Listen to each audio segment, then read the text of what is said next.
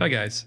Now this video today is going to be a little bit different. When I started this channel, I said there's really two things I wanted to cover. One was Sigma's FP and FP line and their ecosystem, because it really doesn't get much love on the internet. And the second part was to talk about more broad topics of photography. And that's what this video is going to be about today. So if you're here specifically for FP or FPL discussions and you want to bail at this point, totally understand. But if you want to hang around and chat, grab your favorite beverage, a beer, a wine, coffee, tea, water, whatever it may be, and let's talk.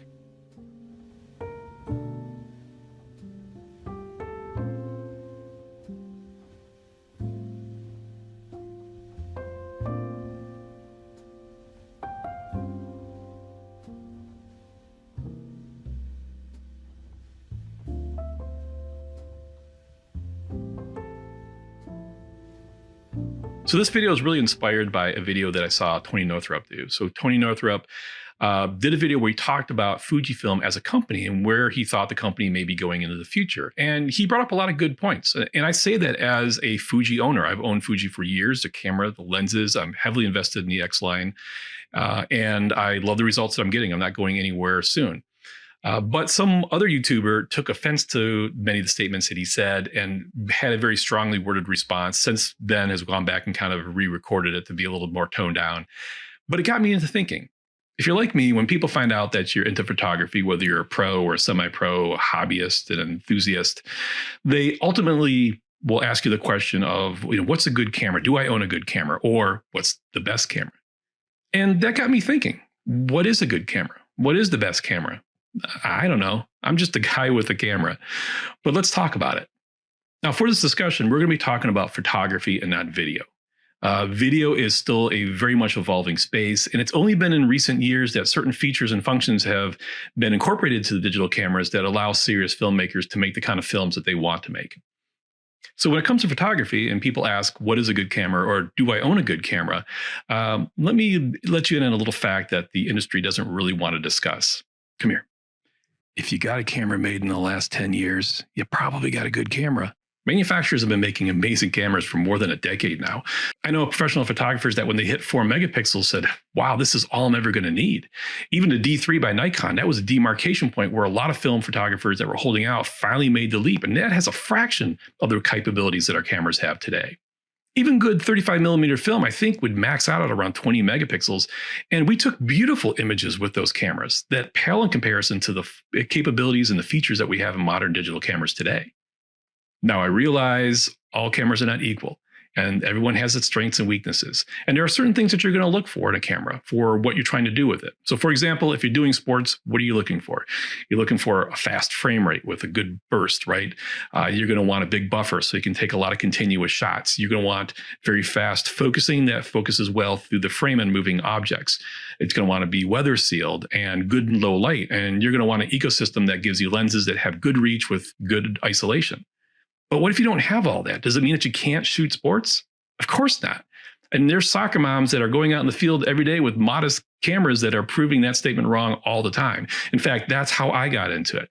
When I got into digital from film, I didn't go out and buy a top-of-the-line digital camera. I bought an entry-level camera with the plasticky kit lens. I think it came with the standard 18 to 55 and something like a 55 to 200 variable. And it was an APC bottom-of-the-line camera.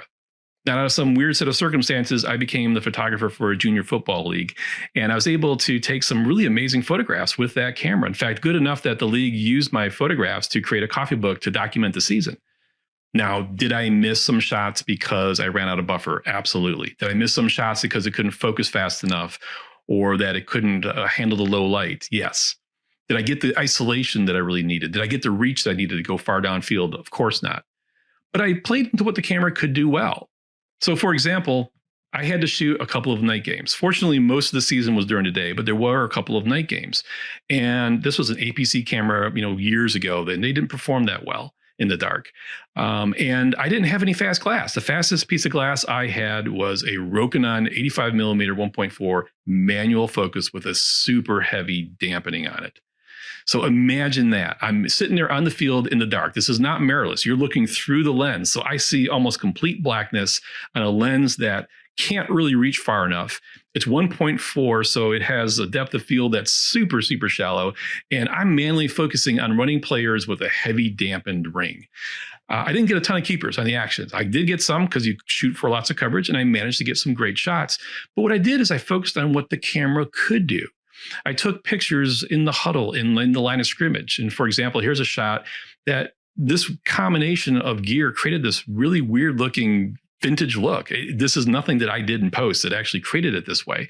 But I was able to take pictures of the huddle and the scrimmage and the players coming on and off the field and what was happening in the sidelines and the players and the coaches. And I was able to tell a story around that. So my point being is that you probably have a good camera today. Just go out and shoot.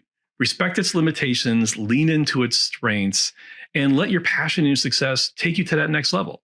And when you're ready to move to that next level, don't break the bank trying to get there. For example, in sports photography, there are great used cameras that have tons of capability. You can get modest glass, get that next level of setup, get yourself some field passes so you got great position, and just go out and shoot. I promise you, you will take great and beautiful pictures. Now, did my sports photography get better as my gear got better? Of course it did.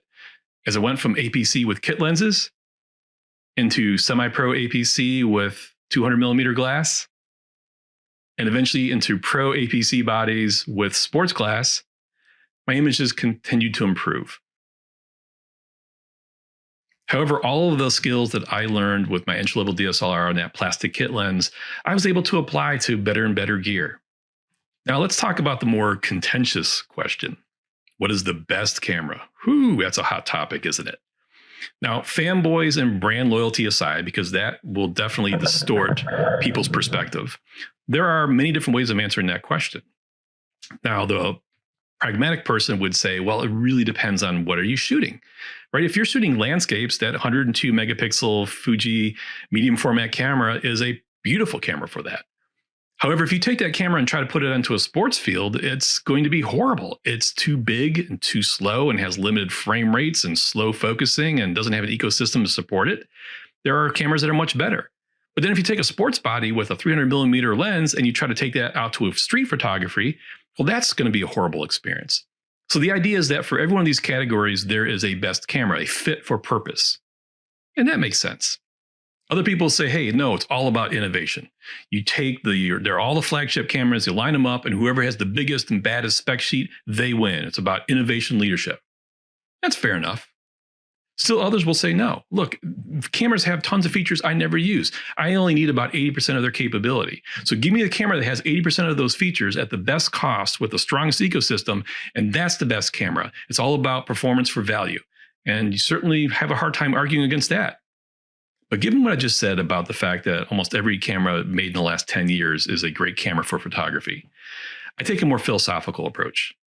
You often hear people say the famous quote that the best camera you can have is the camera that you have with you, meaning the important thing is to go out and shoot. Don't worry about your gear. And certainly I agree with that. But if you ask me, I would say that the best camera for you is the camera that helps inspire you in whatever terms you define that as. Because if you're inspired, you'll be more passionate. And when you're more passionate, you'll get out there and you'll shoot more. You'll take risks. You'll hone your craft. And in the process, create beautiful, thought-provoking images. Tell amazing stories. Show us the world from a different perspective. Share personal experiences or maybe share a part of who you are. And I say in whatever terms you define that as, because that is highly personal and very subjective. For example, why are hipsters out there shooting with 50-year-old large format cameras? Is it because it's a better format? No, they were really a pain in the butt to work with, but they love the experience. They love the fact that they're going to a location and they're going to take maybe 10 shots. And so every shot has to be very thoughtfully framed out. And they may have to wait for the crowds to clear. They may have to wait hours for the perfect light. And they dial everything in analog. And they don't even know if they even have the shot until they develop it. And they love doing the development process and getting it scanned and doing the post-processing. And so when they get a print, there's so much blood, sweat, and tears, so much of their own DNA in every image that's what drives their passion. And that passion allows them to create beautiful images. And I will argue that 50-year-old large format film camera is the best camera for that person, flat out.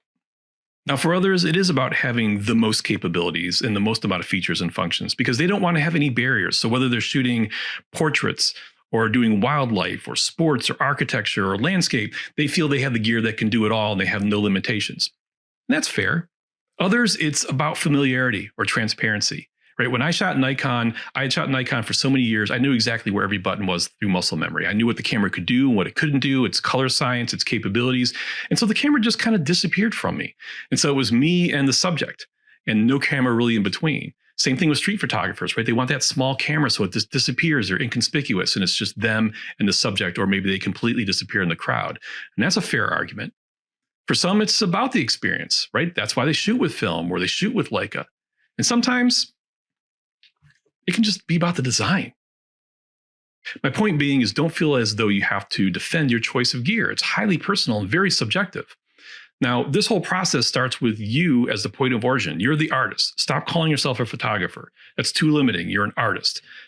Sometimes you do straight out of camera. Sometimes you do black and white. Sometimes you might enhance things in post or do multi exposures. You may do compositing. There's all kinds of things you can do as an artist. You have a vision and you're trying to convey that to your audience. And so the destination is that photograph and how the audience interacts with that photograph. And as Hugh Brownstone will always say quite often, right? 90% of the people, 90% of the time, they don't care on how you actually got to that point. Now you care, but they don't. What they really care about is, do they have an emotional connection with that image? Does it invoke some kind of emotion? Is it thought-provoking? Is it awe-inspiring? Is it shocking? Does it bring up some feeling of longing or attach themselves to a moment in their life that they feel very strongly about? Does it tell a story? Does it pull them in? Does it show them a world from a different perspective? Does it show them something about you? Now, for them, the type of gear that you use to get to that point is really irrelevant. Now, sometimes it is relevant to the story. Let's say I'm going to go and shoot bikers on Route 66 at old gas stations, and I'm going to shoot them with vintage 50-year-old large format cameras. Well, that's part of the story. But if I'm just going to go out on Route 66 and shoot bikers at vintage, old gas stations, the audience, they don't care if it's a Nikon or a Canon or Sigma or Sony. They only care about their connection with the image. But you care, because how you got from your origin to that destination can vary wildly depending upon the choice of tools that you select. It's like a painter. A painter can have a palette knife and a fan brush and then a toothpick, all in the process of creating a painting, right? In the end, it's all a painting, but they can use different tools to get there and it creates different results. And so for you as a photographer, using a film camera may lead you in a completely different direction than using a digital camera. Using a large format 102 megapixel beast may take you in a different direction than using a very small compact Micro Four Thirds. One is not better than the other. It can just lead you in a different direction. So as an artist, it is very important to you, not so much your audience. And finally, and I cannot stress this enough, your choice of gear does not define the character of who you are. It doesn't make you smart or stupid, wise or foolish, good or bad, right or wrong. It's simply a tool that you have selected to express yourself in this medium of photography. Our character is largely defined by how we treat others as we go through this journey in life. Do we treat them with dignity and respect? Do we accept their choices? Do we help those in need? Do we inspire people? Do we enrich their lives? So I've been rambling on for a while now, and if I had to sum this up in a thought, it would be this. You probably own a good camera today. Go out and shoot. Respect its limitations, lean into its strengths. I promise you, you will create beautiful photographs. And let that success and that passion take you to your next destination on your journey. And as far as what's the best camera, that's the wrong question to ask. You should be asking yourself, does this camera help inspire me? And if it does, then go out and create. Use that camera to funnel your creativity and create beautiful, thought-provoking images. Tell wonderful stories. Show us the world from a different perspective.